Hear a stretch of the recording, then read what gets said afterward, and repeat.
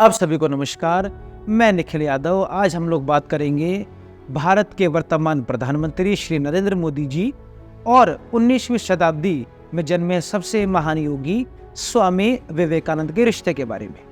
भारत के प्रधानमंत्री श्री नरेंद्र मोदी वैसे तो हर एक महापुरुष का सम्मान करते हैं, चाहे वो सुभाष चंद्र बोस हो, चाहे वो महात्मा गांधी हो, चाहे वो सरदार वल्लभ भाई पटेल हो, चाहे वो वीर सावरकर जी हो, चाहे वो बाबा साहब अंबेडकर हो, चाहे वो भगत सिंह हो, या चाहे वो सुभाष चंद्र बोस हो।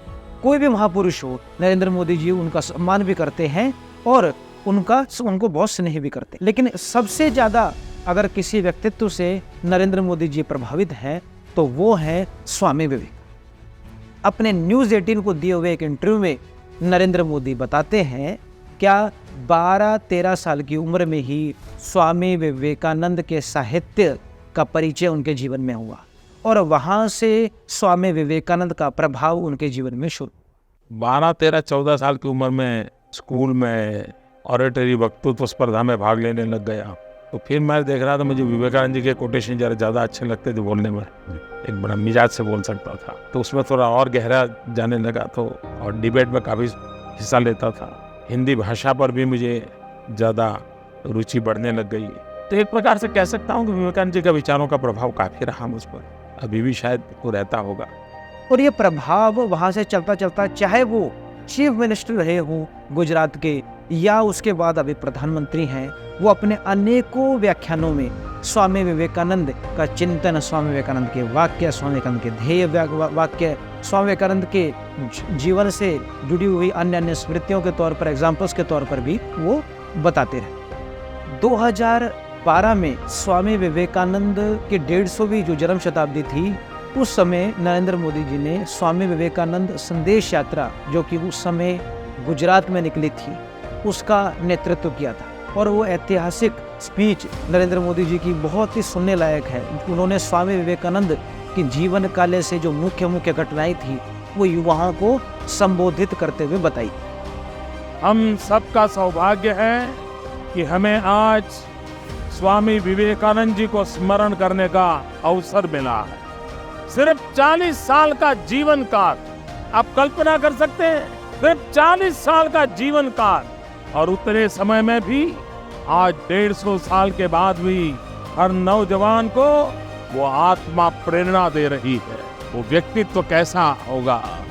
उसके बाद हम लोग देखते हैं जब वो प्रधानमंत्री बन चुके हैं, उसके बाद 2015 में मन की बात कार्यक्रम में वो ओबामा के साथ जब वो व्हाइट हाउस में मिले, उस बात का जिक्र करते हुए स्वामी विवेकानंद के बारे में बताते हैं कि जब वो सबसे पहली बार जब वो ओबामा से मिले तो ओबामा ने उनको स्वामी विवेकानंद से जुड़ी हुई 11 सितंबर 1893 के उनके ऐतिहासिक भाषण के संदर्भ में एक पुस्तक भेंट करी। मैं व्हाइट हाउस गया, एक बात ने मेरे दिल को छू लिया और मैं ये कभी भूल नहीं सकता। बराक ने मुझे किताब दी। वे किताब काफी मेहनत करके खोज करके लाए थे और 1894 में वो किताब प्रसिद्ध हुई थी। स्वामी विवेकानंद जो मेरे जीवन की प्रेरणा है, वे शिकागो गए थे, वर्ल्ड रिलीजन कॉन्फ्रेंस में गए थे और वर्ल्ड रिलीजन कॉन्फ्रेंस में जो भाषण हुए थे उसका वो कंपाइलेशन था। वो किताब खोज करके मेरे लिए लाए थे, यानी वो घटना मेरे लिए दिल को छूने वाली थी। लेकिन उतना ही नहीं, उन्होंने वो किताब के पन्ने खोल करके क्या क्या उसमें लिखा है वो मुझे दिखाया। मतलब कि वो पूरी किताब देख चुके थे और इस गर्व के साथ मुझे कहा कि मैं उस शिकागो से आता हूं जहां स्वामी विवेकानंद आए थे।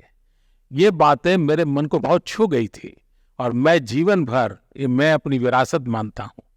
तो कभी व्हाइट हाउस के से दूर कहीं खड़े रह करके फोटो निकालना और फिर कभी व्हाइट हाउस में जाकर के जिनके प्रति मेरी श्रद्धा रही है उनके जीवन की किताब प्राप्त करना, आप कल्पना कर सकते हैं कि दिल को कितना स्पर्श कर गया होगा।